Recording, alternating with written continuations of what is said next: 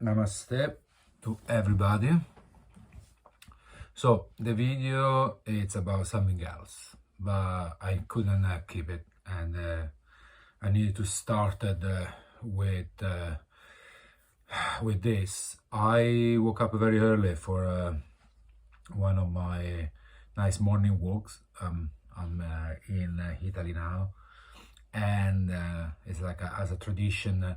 I always go by the sea and have a nice long walk, so that to start the day, to relax and enjoy the peacefulness of my hometown. And the sky was blue, sunrise, and planes after planes after planes, trails after trails, becoming bigger and bigger, and then like in no even 1 hour, part of the sky and as usual on the sun, covering the sun, it was full of this I don't even know if I can call it clouds, very thin, like covering completely the sun, because you could see it from the other side and it was completely blue. So again, I'm sharing a lot about it, and I just wants to focus on spirituality on those videos and about what I write, but I just wanted to start with this because it is becoming big. It's becoming big and big and big, and to be honest, I can see more people noticing that, and more people is talking about it. And recently someone shared with me that some states in the United States they ban those planes flying above the skies. So something is moving, but it has to be quicker. We need to really hurry up to stop whatever they are trying to do, and whatever they're trying to do is not good. Now let's move on, and let's talk about what this video is about. This is about my experience with a shaman in London, and just wanted to add more info for people that out there are searching. They are in search of a different answer than what our society is giving them. So I just want to give the opportunity to leave more content, so that they will add to other content, so that people that are searching, they can find something that resonates with them, or they can give them some thoughts about, they can make them questioning. So again, I'm not trying to convince anyone. It's just my stories that I love to share, the stories of people that I love to share, and whoever is on the same frequency will find that useful. Now, there was with the so let's start with I was searching for ayahuasca retreats, and been searching over the internet, and only to find out that in UK it's illegal. Now, there are some retreats in Europe, like one in Portugal, I think one in France, but not the moment I won't go, it's too far. But talking about it with a good friend, we started to talk about spirituality, and then we passed to Reiki, magic mushrooms, and so on. So he tells me that recently he visited this guy in near Dulwich village, and he had a wonderful Reiki session. So it's been a while that I haven't done one, and back to Edinburgh, I was like I wanted learn and like eventually started to do Reiki myself, due to certain to something that happened, that and because having like a family background of a healer, like there's my grandmother.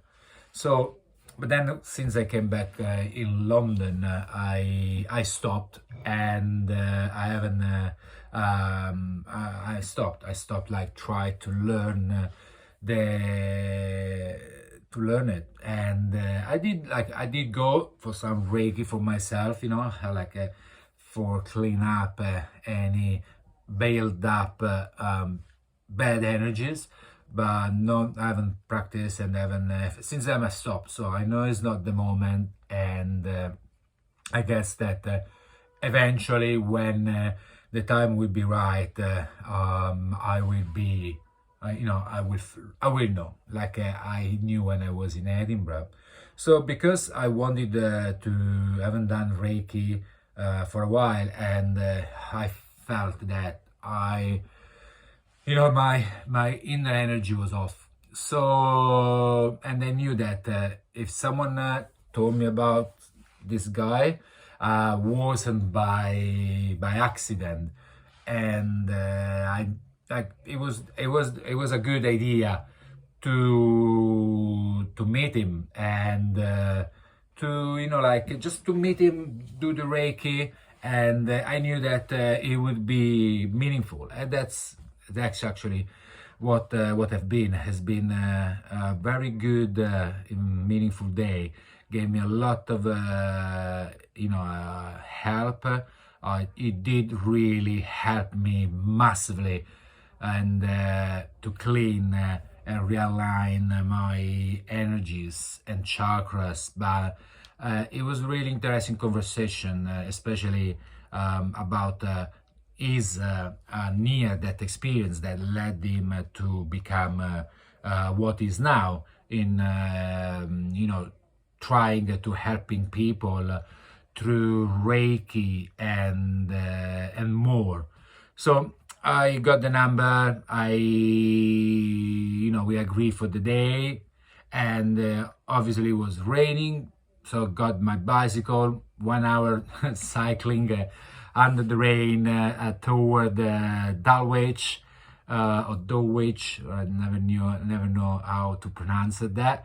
And I met him. So beautiful. I mean, he was like what you would literally. It ticked all the boxes of a shaman. Wearing white, long hair, long hairs.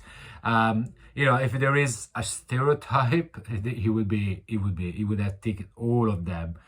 And then when I got inside home, like same, it was exactly what you would expect, from a healer. But you could feel as well, there was a feeling of peacefulness and calm energy, that it was like what you want to feel when you go and meet someone that is a healer. Now, I wrote about it and I mentioned it at the end, but I was saying now, before, this guy don't charge money. That is really important. Everything is done by donation. So you leave after like you do your session, you leave what you feel, and that's how it should be. Healing, helping people is not a business. Like helping people is something that you do because it's the right things to do. You don't make a business out of it. That's what I believe. I grew up with my grandmother, a healer, that would be the same. She did not ask for money. If you wanted to give her something, she would accept it. If you would not, that's it. That's how it should be. Now, like justifying your helping people in exchange of 70 pounds, 80 pounds, 100 pounds, 20, 200 pounds. And trust me, I saw out there the kind of prices. I mean, I never paid for it. and maybe I did once. It was 160, 150 for a past life regression. That because I was really curious and I heard a lot of good things about the person.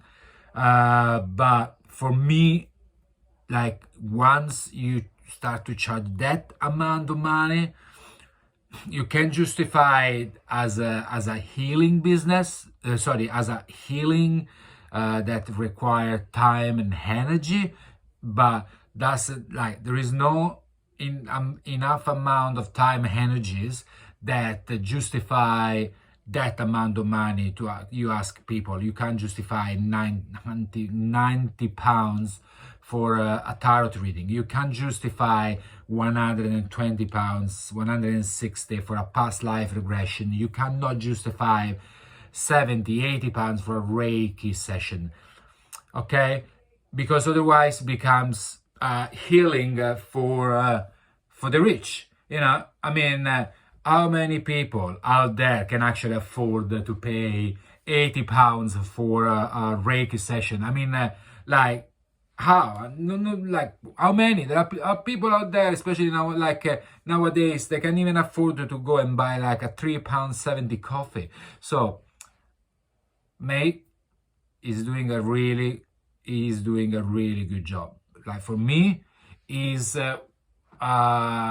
someone that really wants to help.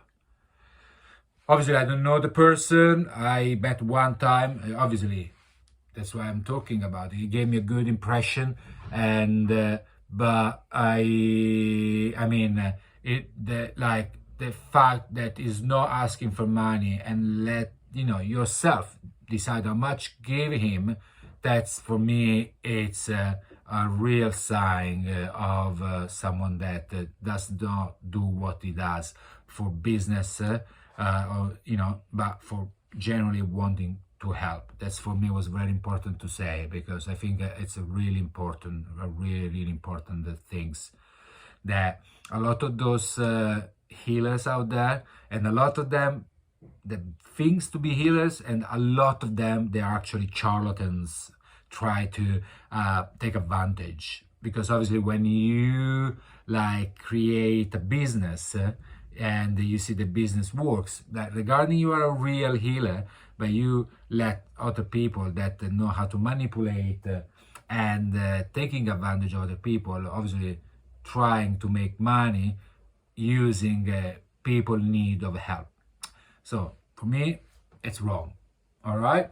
So session, we had a good chat. He asked me about something about my life. Where I feel the blockages, and he set up some really good music in the background, really peacefully and relaxing. Inside the house was really peaceful. And, I lying on the bed with this really relaxing music in background, and we started. And literally, like after an hour, of that, I started to feel lighter. And literally, with my third eye, I could literally see myself becoming younger. I could literally see like me getting younger and younger and younger and younger and younger, like as a sign, as obviously not the external was getting younger, but as I was healed, as my energy, my blockages and dark energies were like wiped out. My inner self, rejuvenate. You know what I mean? With more energy and clean. It was just, becoming young and peaceful and strong again. It was a wonderful sensation. Wonderful. So we finished the session. He told me to sit. He got me some tea. So I was like, calm and chill. Obviously the environment in the house was helping even more to, you know, to relax. And I mean, I was going to ask him some questions, and you know, why he, you know, started to do what he did and so on, but somehow he went in reverse. He started to ask me questions. So something like that was no, it was supposed to be me to know more about him. It turns out to be him to know more about me. That's fine, you know. That was just interesting, like how the things reverse, like without like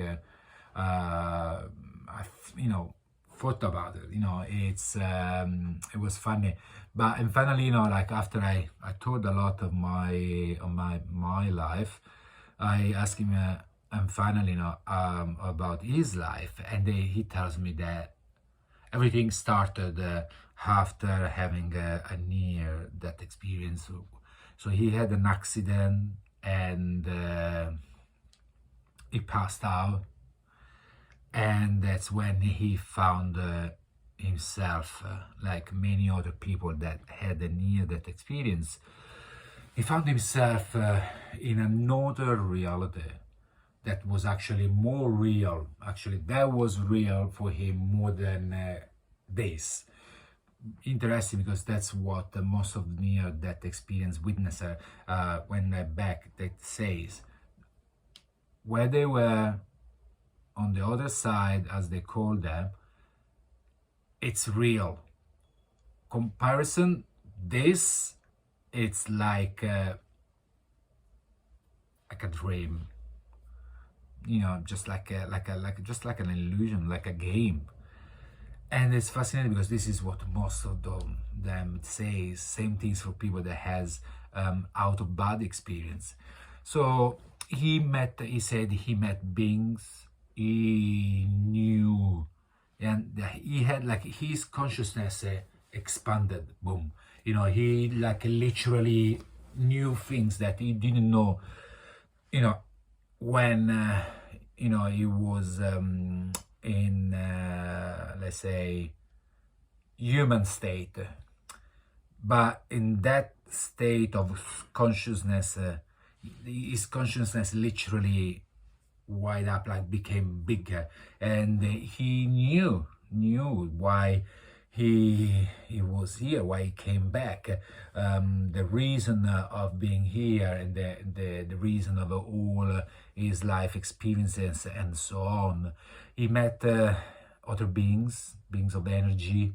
He went in other realms, in other, you know, places.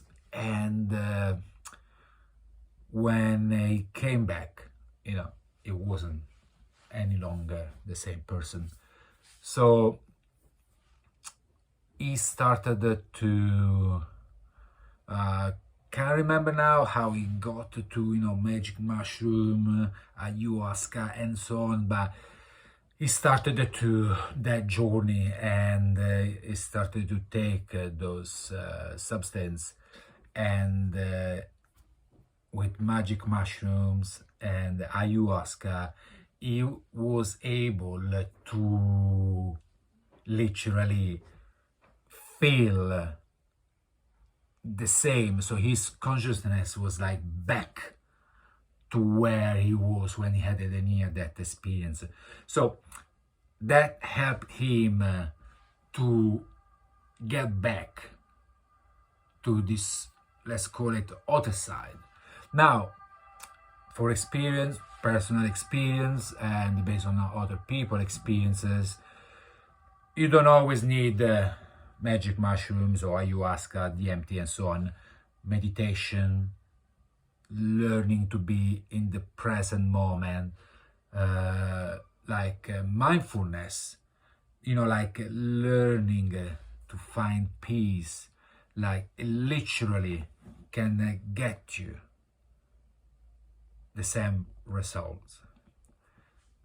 Especially, or at least, you know, for his personal experience, deep meditation.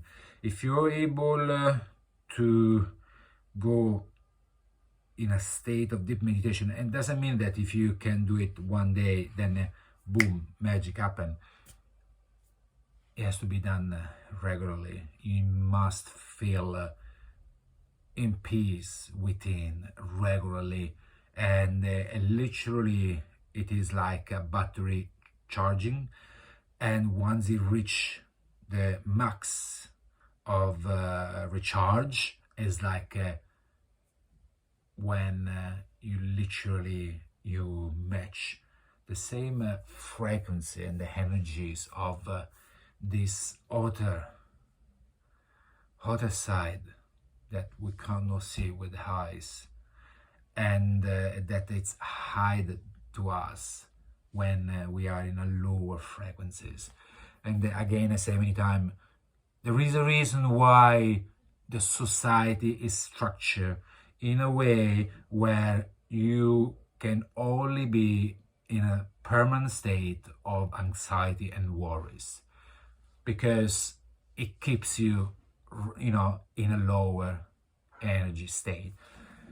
Everything's it's created by design to keep you in that state. Everything's work is a struggle, life is a struggle, money will be never enough, because everything's it's made, since when you're a baby you are told that you need this, so it's never enough, because it will never be enough. You can have everything out there on the materialistic plane of existence, like spitting everything. It will never be enough. And that lack, that feeling of lacking something, it always keeps you in a lower state. And to try to reach all those things, you work hard, you betray friends, you fight, and so on. There is nothing out there there is nothing to get. Everything is inside. Everything. And when you start that inner work, eventually you will start to see that there is much more than this. And this obviously, as a chain effect, is gonna start to make you ask more and more questions, why we are here, why we are, what we're doing, and so on. So, like, for some people, when they go in those ayahuasca ceremony and or take DMT or magic mushroom, they are able to experience those, out of body experience. They get the opportunity that to expand their knowledge, but it's not like magic. It's not like this for everyone, and there are obviously many other reasons why someone might experience it, why some won't.